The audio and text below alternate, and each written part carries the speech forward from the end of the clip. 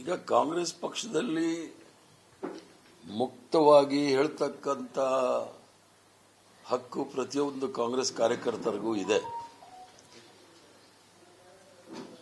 ಅದನ್ನ ಕೆಲವರು ಬಹಿರಂಗವಾಗಿ ಹೇಳ್ತಾ ಇದ್ದಾರೆ, ಕೆಲವರು ಯಾರಿಗೆ ಹೇಳಬೇಕು ಅವ್ರಿಗೆ ಹೇಳ್ಬಿಟ್ಟು ಸುಮ್ಮನಿದ್ದಾರೆ. ಆದ್ರಿಂದ ಅದೇನು ಗೊಂದಲ ಏನಿಲ್ಲ. ಅದರಲ್ಲಿ ಕೆಲವು ವ್ಯವಸ್ಥೆಯ ವಿಚಾರಗಳನ್ನು ಮಾತಾಡ್ತಾ ಇದ್ದಾರೆ. ಆ ವ್ಯವಸ್ಥೆಯ ವಿಚಾರದಲ್ಲಿ ಅಂತಿಮವಾದ ತೀರ್ಮಾನ ಆಲ್ ಇಂಡಿಯಾ ಕಾಂಗ್ರೆಸ್ ಕಮಿಟಿ ಅವ್ರದ್ದೇ ಆಗಬೇಕಾಗುತ್ತೆ. ಯಾರಿಗಾದರೂ ತೀವ್ರವಾದ ಆಪಾದನೆಗಳೇನಾದರೂ ಬಂದರೆ ಅದು ಪಕ್ಷ ವಿರೋಧಿ ಚಟುವಟಿಕೆಗಳಾಗುತ್ತೆ. ಆದರೆ ಕೆಲವು ವಿಚಾರಗಳು ಮಾತಾಡಿದಾಗ ಅದು ಪಕ್ಷದ ಚೌಕಟ್ಟಿನಲ್ಲಿ ಮಾತಾಡಬೇಕು ಅಂತ ಮಂತ್ರಿಗಳಿಗೂ ಸಹ ಗೊತ್ತಿರುತ್ತೆ, ಅದು ಮಾಡ್ತಾ ಇದ್ದಾರೆ. ಆದರೆ ಅದೇನು ಅಂಥ ದೊಡ್ಡ ಗೊಂದಲ ಏನಲ್ಲ. ಅದನ್ನ ಬಗೆಹರಿಸತಕ್ಕಂಥ ಕೆಲಸ ಕಾಂಗ್ರೆಸ್ ಪಕ್ಷದ ಹೈಕಮಾಂಡ್ ಮಾಡುತ್ತೆ. ಒಂದು ಪೂರ್ಣ ಪ್ರಮಾಣದ ಅಧ್ಯಕ್ಷರು ಬೇಕು ಅನ್ನೋದು ಅಂದ್ರೆ ಈಗಿರೋರ ಬಗ್ಗೆ ಆಕ್ಷೇಪ ಅಂತ ಅಲ್ಲದೆ ಹೋದ್ರು ಸಂಘಟನೆಯ ದೃಷ್ಟಿಯಿಂದ ಪೂರ್ಣ ಪ್ರಮಾಣದ ಅಧ್ಯಕ್ಷರು ಬೇಕು ಅನ್ನೋದನ್ನ ಈಗ ಅವ್ರು ಹೇಳೋದೇನು ಅಂದ್ರೆ, ನಾವು ಉದಯಪುರ ಒಂದು ನಿರ್ಣಯವನ್ನು ಮಾಡಿದ್ದೇವೆ. ಅದು ಕಾಂಗ್ರೆಸ್ ಹೈಕಮಾಂಡ್ ಮೊನ್ನೆ ಬೆಳಗಾವಿ ವರ್ಕಿಂಗ್ ಕಮಿಟಿನಲ್ಲೂ ಸಹ ಆ ವಿಚಾರವನ್ನು ಪ್ರಸ್ತಾಪ ಮಾಡಿದ್ದಾರೆ. ಉದಯಪುರ್ ರೆಸಲ್ಯೂಷನ್ ಅಲ್ಲಿ ಏನಿದೆ ಅಂತ ಹೇಳಿದ್ರೆ, ಒಬ್ಬರಿಗೆ ಒಂದೇ ಹುದ್ದೆ ಅಂತ ಹೇಳಿ ಇರೋದ್ರಿಂದ ಅದಕ್ಕೆ ಇವರು ಅವರ ಬೇಡಿಕೆಗಳನ್ನ ಮುಂದಿಡ್ತಾ ಇದ್ದಾರೆ ಅಂತ ನನಗನ್ಸುತ್ತೆ. ಬೇರೆ ಯಾವ ವಿಚಾರನೂ ಅಲ್ಲ. ಎಲ್ಲವೂ ಸಹ ಪಕ್ಷದ ಚೌಕಟ್ಟಿನಲ್ಲೇ ಚರ್ಚೆ ಆದರೆ ಸರಿ. ಮೊನ್ನೆ CLP ಕರೆದಿದ್ರು, ಪಕ್ಷದ ಬೆಳಿಗ್ಗೆಯಿಂದ ಸಾಯಂಕಾಲದವರೆಗೂ ಸುರ್ಜೇವಾಲಾ ಅವರು ಇದ್ರು ಸಹ, ಅಲ್ಲೇ ಚರ್ಚೆ ಆಗಬೇಕಾಗಿತ್ತು. ಅವ್ರು ಹೋದ್ಮೇಲೆ ಚರ್ಚೆ ಆಗೋದು ಅಷ್ಟು ಇದಾಗಿ ಕಾಣ್ತಾ ಇಲ್ಲ ಅಂತ ಅನ್ಸುತ್ತೆ. ಬಟ್ CLPನಲ್ಲಿ ಅದನ್ನು ಸ್ಥಗಿತಗೊಳಿಸಿದ್ರು. ಮಹಾತ್ಮ ಗಾಂಧಿ ಅವರ ವಿಚಾರದಲ್ಲಿ ಅದು ಮಾತ್ರ ಸ್ಥಗಿತ ಆಗಿರ್ತೋ. ಬೇರೆ ವಿಚಾರದಲ್ಲಿ ನಾವು ಇನ್ನೊಂದ್ಸಲಿ CLP ಕರಿತೀವಿ, ಆಗ ಮಾತಾಡೋಣ ಅಂತೇಳಿ. ಬೆಳಿಗ್ಗೆ ನಾನು ಇರಲಿಲ್ಲ, ನಾನು ಬಂದಿದ್ದೆ ಡೆಲ್ಲಿಯಿಂದ, ಅವತ್ತು ಮಧ್ಯಾಹ್ನ ಬಂದಿದ್ದೆ. ಆದ್ರಿಂದ ಬೆಳಿಗ್ಗೆ ಅವರಲ್ಲಿ ಮುಕ್ತವಾಗಿ ಚರ್ಚೆ ಆಗಿದೆ ಕಾಂಗ್ರೆಸ್ ಆಫೀಸಲ್ಲಿ, ಅಲ್ಲಿ ಮಾಡ್ಬೋದಿತ್ತು. ಬಟ್ ಕೆಲವು ಕಾರಣದಿಂದ ನೀವು ಪತ್ರಿಕೆಯವರು ಕೆಲವು ಸುದ್ದಿಗಳು ಮಾಡಿರ್ತೀರ, ಅದನ್ನ ಕೌಂಟರ್ ಮಾಡಕ್ಕೆ ಇನ್ನೊಂದು ಹೇಳಿಕೆ ಕೊಟ್ಟಿರ್ತಾರೆ. ಅದು ಬೇರೆ ಏನಿಲ್ಲ. ಇನ್ನೊಂದು ಜಾತಿ ಜನಗಣತಿ ನಿನ್ನೆ ಬರಬಹುದು ಕ್ಯಾಬಿನೆಟ್ ಅಲ್ಲಿ, ಅದರ ಕೆಲವೊಂದು ರಾಜಕೀಯ ಒತ್ತಡದ ಕಾರಣಕ್ಕೆ ಅದನ್ನು ಮತ್ತೆ ಮುಂದೂಡಲಾಗಿದೆ. ರಾಜಕೀಯ ಒತ್ತಡ ಅನ್ನೋದೇನಿಲ್ಲ, ಅದ್ರಲ್ಲಿ ಬಹಳ ಸ್ಪಷ್ಟವಾಗಿದೆ. ಕಾಂಗ್ರೆಸ್ ಪಕ್ಷ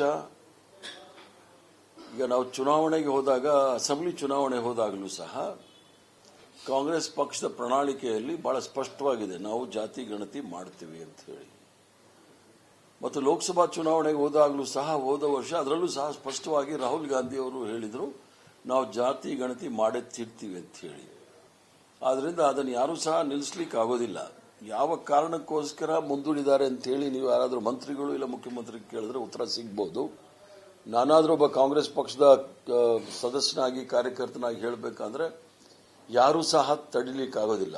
ಜಾತಿ ಗಣತಿಯನ್ನ ಯಾರೂ ಸಹ ತಡಿಲಿಕ್ಕಾಗೋದಿಲ್ಲ. ಅದು ಇವತ್ತಿಲ್ಲ, ನಾಳೆ ಅನುಷ್ಠಾನ ಅದು ಹೊರಗಡೆ ಬರುತ್ತೆ.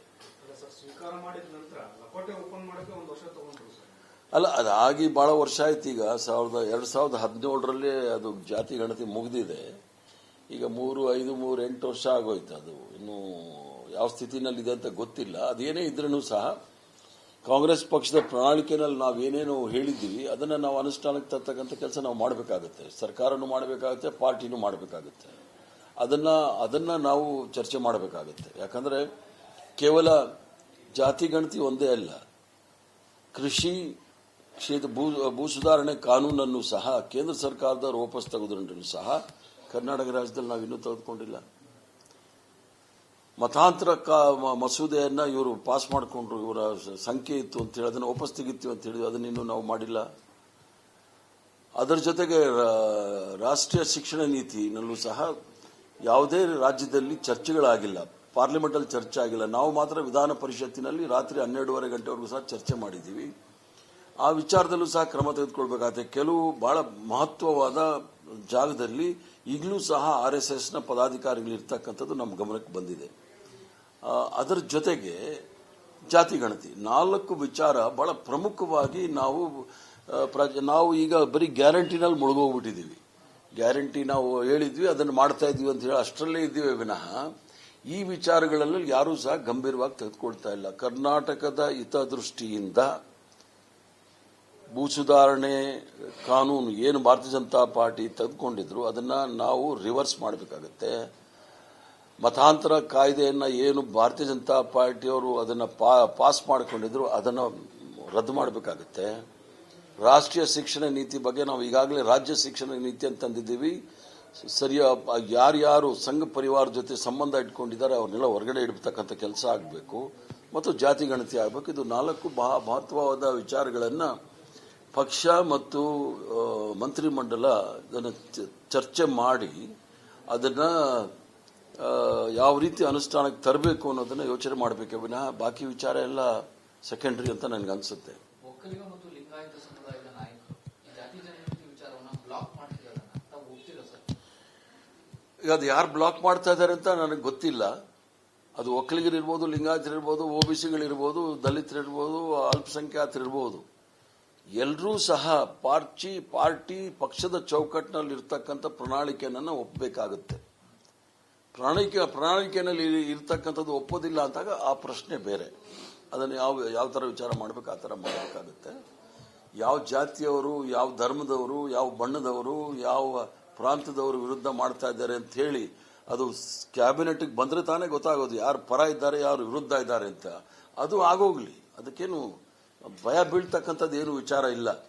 ಈಗ ಹಿಂದೆ ಇತಿಹಾಸವನ್ನು ನೀವು ನೋಡಿದಾಗ ದೇವರಾಜ ಅರಸರವರು ಹಾವನೂರು ಆಯೋಗವನ್ನು ತಂದಾಗ ರೆಡ್ಡಿ ಕಾಂಗ್ರೆಸ್ ಆಯ್ತು. ಇಲ್ಲಿ VP ಸಿಂಗ್ ರವರು ಮಂಡಲ್ನ ಅನುಷ್ಠಾನಕ್ಕೆ ತರಬೇಕು ಅಂದಾಗ ಕಮಂಡಲ ಬಂತು. ಸೊ ಇವೆಲ್ಲ ಆಗ್ತಾ ಇರುತ್ತೆ ರಾಜಕಾರಣದಲ್ಲಿ. ನೀವು ಪ್ರಗತಿಪರವಾದ ಕಾರ್ಯಕ್ರಮಗಳನ್ನು ತಂದಾಗ ಇದು ಸಹಜ. 1969ನೇ ಇಸ್ವಿಯಲ್ಲಿ ಇಂದಿರಾ ಗಾಂಧಿಯವರು ಬ್ಯಾಂಕ್ ರಾಷ್ಟ್ರೀಕರಣ ಮತ್ತು ಭೂ ಸುಧಾರಣೆ ಕಾನೂನು ಮತ್ತು ರಾಜಧನ ರದ್ದು ಮಾಡೋ ಸಂದರ್ಭದಲ್ಲೂ ಸಹ ಪಕ್ಷ ಇಬ್ಬಾಗ ಆಗುತ್ತೆ ಮೊರಾರ್ಜಿ ದೇಸಾಯಿರವರ ನೇತೃತ್ವದಲ್ಲಿ.